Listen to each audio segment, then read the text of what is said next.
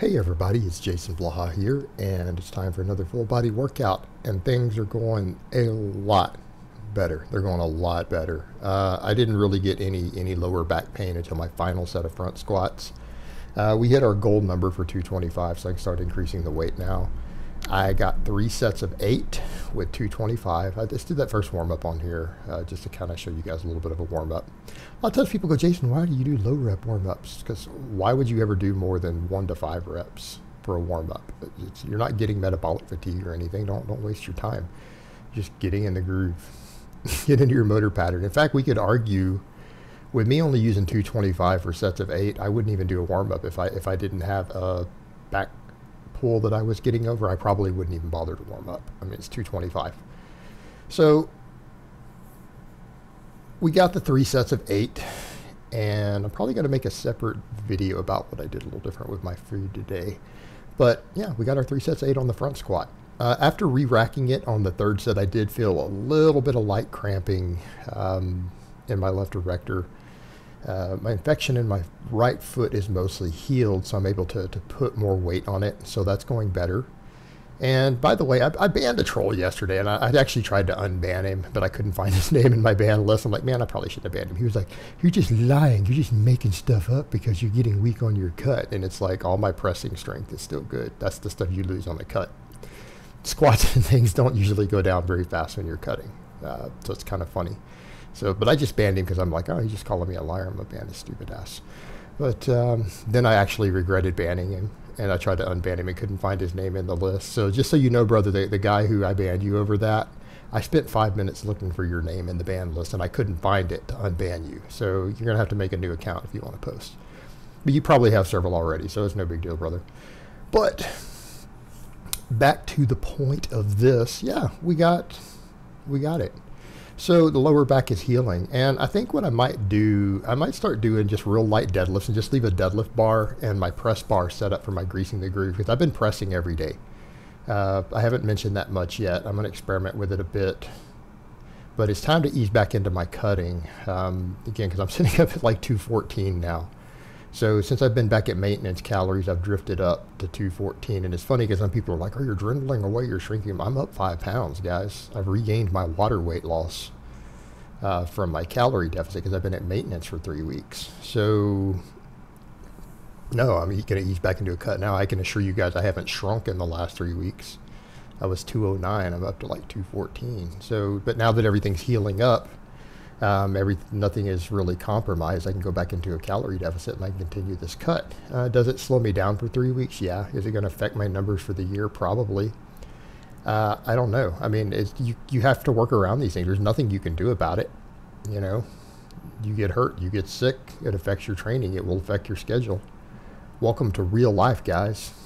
Believe it or not, unlike some of these other YouTubers who are larger than life, I'm a real person. I'm a normal guy who gets sick, who gets hurt. Even if you do everything perfect, I get muscle strains, I get illnesses, I step on things and get infections in my feet. All too often. All too often. So floor press went good though. So we hit our target numbers on the front squat. So that's good. We're going to increase weight next time. Floor press went good. Got my 3 sets of 4. Now, granted, I was doing closed grip bench. I was doing 3 sets of 5 with this same weight. We're doing 3 sets of 4 right now on the floor press because it's a stricter, more difficult exercise. Some of those you'll notice I'm actually about an inch from my chest. It's because I don't have my chest puffed up enough. And if I puff my chest up a little bit, that's when I touch the bar. So I joke about the touching the bar. But when you look at the way most guys bench with a bigger arch than I do. So my point is kind of if you're pretty thick, your floor press is going to be just as long of a range of motion as your normal competitive bench is. That's one of the reasons I say if you're a pretty big guy, you can do the floor press interchangeably. It's just ranked novices. I feel like it's a partial for them, and they could probably benefit from that little bit of a deeper stretch at the bottom of a bench. But, you know, by that same token, you know, some people have too shallow of a rib cage, and they're really skinny noobs, and you know, in some cases, assuming they got enough meat on their triceps to not hurt themselves, they might want to do a floor press. You know, I'm not one of those that say, hey, you have to use the flat bench. It's just what I tell a lot of guys who they want to just do the incline instead of flat bench. I'm like, I'm sorry, you're going to end up with, you're not going to develop your chest completely doing that. You're going to leave a lot of muscle gains on the table. And I don't care what your goals are. I don't care whether you guys want to be strength athletes, you want to punch harder, you just want to be bigger, or you're going to go pursue some physique goal. You really don't want to leave muscle gains on the table. Like, you really don't. In all honesty, muscle is so hard to gain as it is. You don't want to do silly stuff that's going to compromise your overall size. Look, if you get an area that gets too big, you can always back down to a couple sets a week for that area later and continue to do other stuff. But you're going to put on more size and strength if you just stick with the big exercises. So for most of you out there, no, these really steep inclines they want to do in place of a flat bench. I don't approve of that. Now, if you're on a really shallow incline, that would be fine. I think that would be just fine.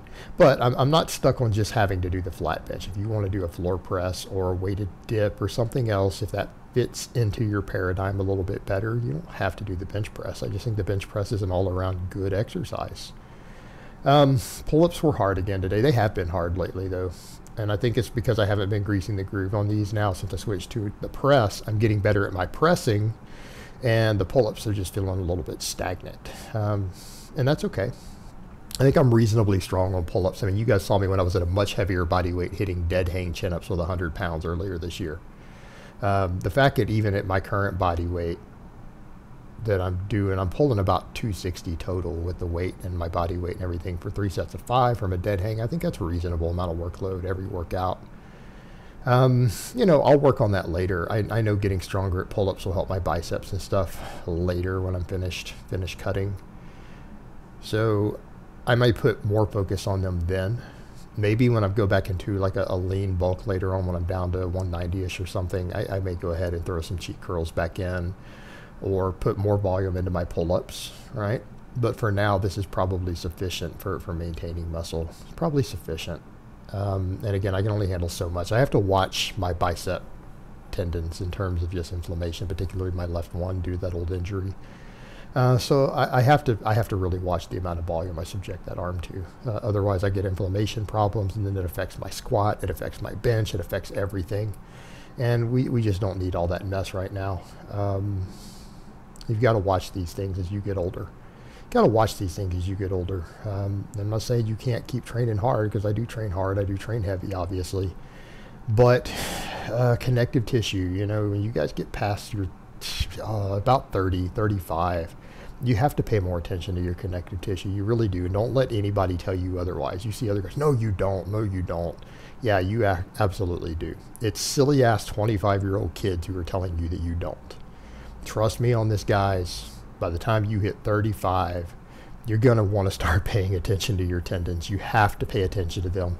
You've got to be careful of how much volume and particularly direct work you do on certain tendons in your body. You're going to find the ones that are prone to tendonitis for you, is what it is. Pressing went good today. Got my normal sets. These were all easy and fast. Like, they were just fast. My 3x5, right? This was easy today. My AMREP set with the 185, I got 3 today instead of 2 the other day. So that's a good thing, because I got 4 last week. I got 4 on Friday. Or was it Monday? No, it was Monday. And then Wednesday I got only 2, but it was beltless because I've took my belt off. So now I got 3 beltless, which is a beltless PR for my AMREP final set. Now granted, I've already done floor presses and then 3 work sets of press, so I'm going to be more fatigued. But losing that belt matters, guys. When you start going for those heavier sets, you feel them on the press. Like 5s, I don't notice any difference. You know, I don't see any difference at all. It's when I go to under 5 reps, we start hitting heavier weights, you know, like 85% plus. You really notice that belt. You don't get that same neural efficiency. You know, it's definitely, absolutely noticeable. But I got 3 today without the belt, which I believe is a beltless PR, or a rep PR without a belt.